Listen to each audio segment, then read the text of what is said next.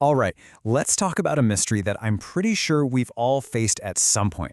You get paid, and then, poof, the money is gone. We're going to get to the bottom of what's really happening to our cash and why it feels like it just vanishes into thin air. I mean, this is the question, isn't it? It just kind of sits in the back of your mind. You work hard, that paycheck hits your account, and then in what feels like the blink of an eye, it's just gone. So for real, where does it all go? You know this cycle. It's so familiar, it hurts. Payday comes, and you get that little moment of relief, right? You pay the bills, you take care of the essentials, maybe you grab a few small things, and then you're right back where you started. It leaves you feeling stuck, just wondering why you're not getting ahead. So what's really going on here? The interesting thing is, it's almost never one big, glaring mistake. Nope. It's usually the result of just following a default path. It's a whole series of small, quiet habits that, honestly, we've all been taught are totally normal.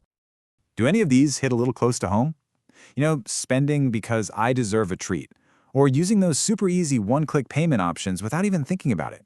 We see credit as just this normal part of life, and we kind of just accept that some months are going to be tight. These don't feel like bad decisions, they just feel like life. And that's the real trap, isn't it? The reason this whole cycle is so tricky to break is because these things are socially acceptable. They're emotionally comfortable. They don't set off any alarm bells in our brains. It all just feels like being a grown-up, managing your money. So, if it's not one big blunder, what's the real problem? Well, it's that we're dealing with our money without a map. It has zero instructions, so it just ends up reacting to whatever impulse or advertisement gets thrown its way. This quote just nails it perfectly. I mean, think about it. If you tried to build a house that way, buying a window one day, a few bricks the next, maybe a doorknob when you're feeling inspired, you would never, ever end up with a house. You just have a messy pile of stuff. And guess what? Your money works the exact same way. And that's the bottom line. When your money doesn't have a clear job, a clear purpose, it just defaults to following your emotions, your impulses, and whatever the world is trying to sell you. It can't build wealth or security for you because it has no blueprint to follow. Okay, so how do we fix this? The solution is actually surprisingly simple, but it is so powerful. It's all about giving your money a job. You have to give it commands before it gets a chance to wander off and disappear. This right here, this is the entire game changer. It's a tiny mental shift. We stop asking the reactive question, what can I buy right now? And we start asking the proactive, intentional question, what is this money for? That one little change in perspective, it changes absolutely everything.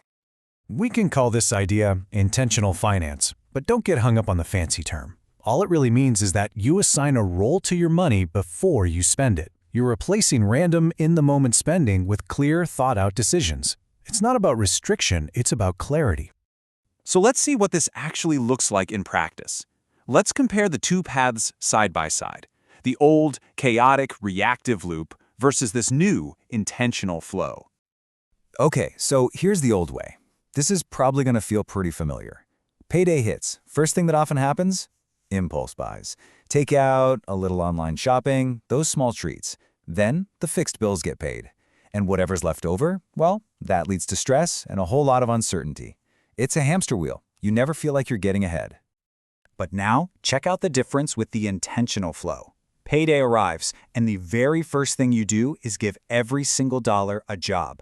This is for savings. This is for investing. This is for bills. This is for groceries. And hey, this is for fun. Then you just execute the plan. And the result? Instead of stress, you actually get to watch your money grow. And here's the coolest part. Your behavior starts to change almost on its own, without some huge, exhausting effort of willpower. Because when you can clearly see the bigger picture, when you know that this $100 is for your vacation fund, you just naturally pause before buying something random. Those impulse buys just lose their power over you. So you see, this shift in thinking is way more than just surviving the month. It's about building a real, solid foundation for growth. And it's all based on a skill that literally anyone can learn.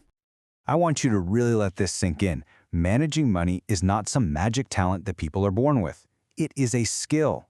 And just like any other skill, you can learn it, you can practice it, and you can master it once you understand the basic rules of the game. And the ultimate result of learning this skill? It's profound. You go from a state where money and your circumstances feel like they're controlling you to a state where you control your money. That single shift, that's the absolute key to building real financial security. So, I'll leave you with this question. Now that you know you're the one in charge, and that your money is just sitting there waiting for instructions, what is the very first command you're going to give it?